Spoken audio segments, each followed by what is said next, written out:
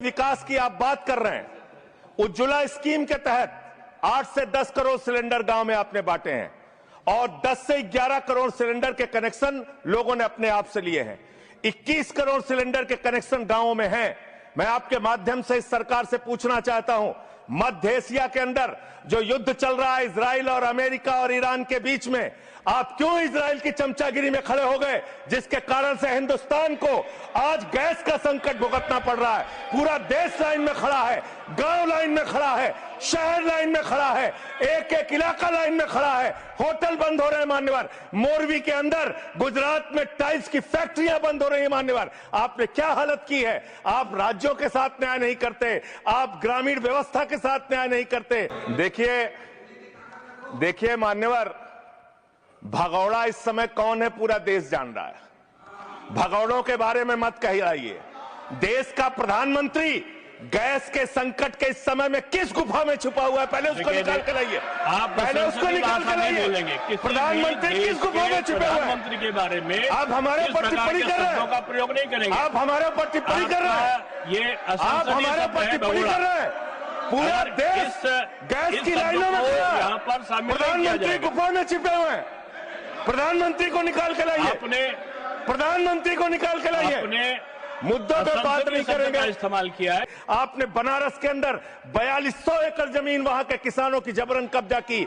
2013 का जो अधिकरण का नियम है वो नियम आपने लागू नहीं किया। वहां लाठियों से किसानों को पीट के प्रधानमंत्री के संसदीय क्षेत्र में जमीनें कब्जा करने का काम आपने किया। जो पंजाब पूरे देश का पीडीएस सिस्टम चलाता है, 50% भागीदारी पंजाब के किसानों की होती है। आपने पंजाब के रूरल डेवलपमेंट का 8000 करोड़ रुपए मार के बैठे हुए। आप बताइए क्यों आपने पंजाब का हिस्सा नहीं दिया, क्यों आप वहां के साथ सौतेला व्यवहार कर रहे हैं। बताइए इस देश को और पंजाब के लोगों को। वहां पर बाढ़ आई, आप भी गए थे मंत्री जी वहां पे दुख जताने के लिए। आपने वहां की भयावह परिस्थितियों को देखा था। बावजूद इसके 1600 करोड़ रुपए की मदद आपने घोषित की थी, 16 पैसे आपने पंजाब को नहीं दिए। 16 पैसे, ये आपकी दुर्भावनापूर्ण नीति है जो राज्यों को भुगतनी पड़ रही है, जो देश को भुगतनी पड़ रही है। और ग्रामीण विकास के नाम पर आपने इस देश के गांव में रहने वाली जनता को लगातार धोखा देने का काम किया है,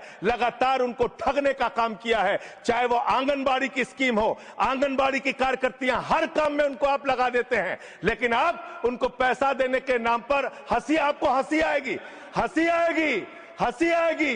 आंगनबाड़ी की योजना गांव में ही चलती है, गांव में ही चलती है, हंसी आएगी आपको। मान्यवर, मैं अंत में एक ही बात कहना चाहता हूं। मंत्री जी ने कहा भागिएगा नहीं, मैं बिल्कुल बैठ के आपकी एक एक बात को सुनूंगा। मंत्री जी, ध्यान से सुनूंगा।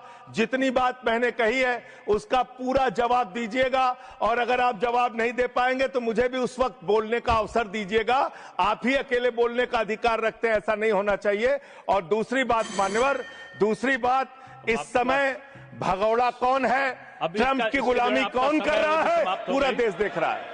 माननीय